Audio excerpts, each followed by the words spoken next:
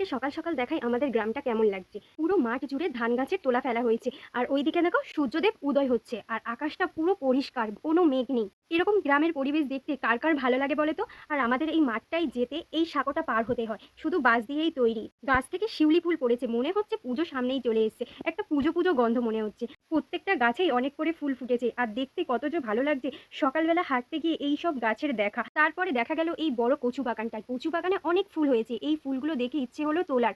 এই ফুলগুলো খেতে খুবই ভালো লাগে। কচুর ফুল আমরা সিদ্ধ করে শুকনো লঙ্কা দিয়ে মেখে খাই। তোমরা কে কে এই কচুর ফুল খাও? চুবনগুলোতে বিষাক্ত বিষাক্ত সাপও থাকে। একটু দেখে শুনেই কচুর ফুলগুলো তুলছিলাম। মাঠে ঘাটে অনেক বিষাক্ত সাপও দেখতে পাওয়া যায়। আর অনেক কটাই কচুর ফুল আমি তুলে নিয়েছি। আর মাঠে অনেকটা করে জল জমে আছে। দূরে একটা ফুল ফুটেছিল, সেটাই তুলতে চলে গেছিলাম।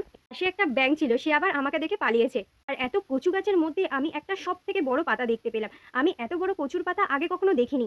কচুর পাতাটা অনেকটাই বড় ছিল অন্যান্য কচুর পাতার থেকেও। কতটা বড় শুধুমাত্র দেখো কচুর পাতাটা। আর অন্য পাতার সাথে আমি দেখাচ্ছি সেটা কতটা বড়। এখানে এই পাতাটাই সব থেকে বড় ছিল। তাই আমি এটাকে তুলেছিলাম যে বাড়ি নিয়ে গিয়ে এই পাতাটাকে আমি দেখাবো। একটা পাতা তার ৪ টে পাতার সমান হয়ে যাবে, এতটা বড়। আর এইদিকে কচুর ফুল দেখতে গিয়ে একটা বাসক পাতার গাছের ঝাঁক দেখা গিয়েছিল। তাই সেখান থেকে এই গাছটা তুলে নিয়ে বাড়ির পুকুর পাড়ে বসিয়ে দিল। কারণ এই গাছের পাতার সর্দি কাশি হলে খেলে সর্দি কাশি কমে যায়। তোমরা কারা কারা এই বাসক পাতার রস করে খেয়েছো বলো তো?